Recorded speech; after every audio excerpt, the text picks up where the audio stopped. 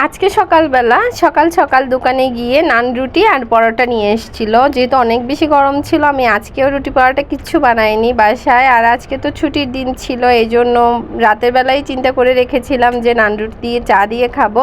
তো যেই কথা সেই কাজ, তো নান রুটি দিয়ে চা খেয়ে নিচ্ছি। তারপর যেহেতু চাটা আগে বানিয়ে রেখেছিলাম, এই জন্য আগেই চা দিয়ে নান রুটি খেয়ে নিয়েছি। আর এখন হচ্ছে মাংস দিয়ে একটু পরোটা খেয়ে নিচ্ছি। পরোটাও নিয়ে এসেছিলাম, তো ওই মামার দোকান থেকেই হচ্ছে আমরা সব সময় খাই। তারপর খাওয়া দাওয়া করে আমি হচ্ছে রান্না করে চলে এসেছি। ডাল রান্না করবো আজকে, তো এই জন্য হচ্ছে আমি আগেই ডালটা বসিয়ে দিয়েছি।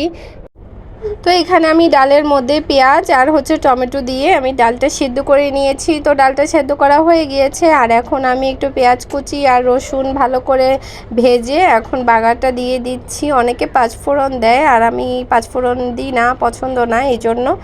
তারপর এখানে হচ্ছে ডালটা বাগার দেওয়া হয়ে গিয়েছে, আর এখন আমি হচ্ছে পেঁয়াজ আর কাঁচামরিচ ভেজে নিচ্ছি। আজকে একটু আমি ভাজি করব, তো এখানে বরবটি আর আলু দিয়ে ভাজি করব। এখানে একটু ধনিয়ার গুঁড়া আর একটু হলুদের গুঁড়া দিয়ে আর লবণ দিয়ে আমি ভাজিটা করে নিচ্ছি। আমি ভাজিতে তেমন কোনো মশলা ইউজ করি না।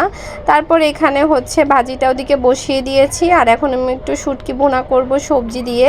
এই জন্য আমি এখানে আগে পেঁয়াজটা ভেজে নিয়েছি, আর এখানে লইটা শুটকি আমি গরম পানি দিয়ে ভালো করে ধুয়ে নিয়ে তারপর এখানে হলুদ গুঁড়া আর মরিচ গুঁড়া দিয়ে দিয়েছি। আর এখানে আমি সবজি দিচ্ছি, আলু। আর কালকে একটু বেরিয়েছিলাম, ওখান থেকে কাঁকরোল দেখেছিলাম, তো কাঁকরোল নিয়ে এসেছি। কাঁকরোল আমার অনেক পছন্দ, তো কে কে কাঁকরোল পছন্দ করেন জানাবেন। তারপর এখানে আমি হচ্ছে লবণ দিয়ে দিয়েছি। তারপর কিছুক্ষণ কষাতে দিয়ে দিয়েছি, আর এদিকে কিন্তু আমার ভাজিটাও হয়ে গিয়েছে। তো আমি কিন্তু এখন এই ভাজির চুলাটা অফ করে দিব। ভাজিটা কিন্তু রেডি হয়ে গিয়েছে। তারপর এদিকে হচ্ছে প্রায় কষানো হয়ে গিয়েছে। এটা আমি অল্প পানি দিয়ে জাস্ট শুধু সিদ্ধ করে নিব, এখানে কোনো ঝোল টোল কিছু থাকবে না। তারপর আমি এখানে তরকারিটাতে ঢাকনা দিয়ে কিছুক্ষণের জন্য রান্না করে নিয়েছি।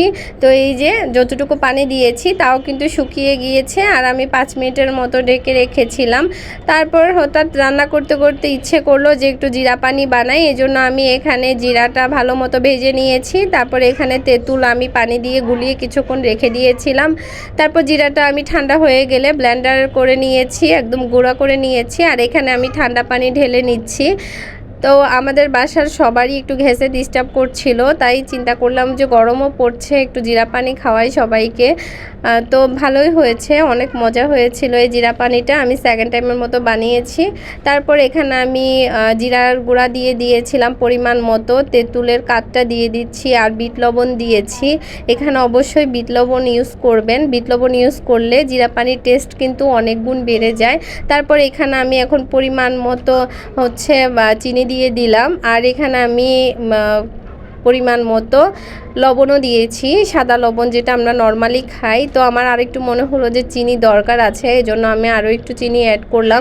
এটা কিন্তু আপনারা টেস্ট করে করে মেশাবেন, না হলে কিন্তু এটা টেস্ট বুঝতে পারবেন না। তারপর হচ্ছে এখানে আমি এটা এখন ভালো মতো ছেঁকে নিচ্ছি। ছেঁকে নিলে হয় কি, আমরা যে জিরাটা ব্লেন্ডার করেছি এটাতে কিন্তু কিছুটা অবশিষ্ট অংশ থেকে গিয়েছিল। তো এটা ছাকার পরে এই অবশিষ্ট অংশটা কিন্তু আর জিরা পানিতে যায় না, এটা ফেলে দেওয়া যায় খুব সহজে।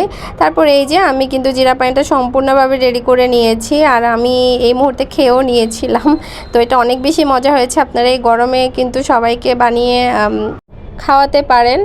আজকের ভিডিওটা এই পর্যন্তই। আমার ভিডিওগুলো যদি ভালো লাগে অবশ্যই আপনাদের ফ্রেন্ডস অ্যান্ড ফ্যামিলির সাথে শেয়ার করবেন, আর আমার ফেসবুক পেজটা ফলো করবেন, আমার ইউটিউব চ্যানেলটা সাবস্ক্রাইব করবেন। আল্লাহ হাফেজ।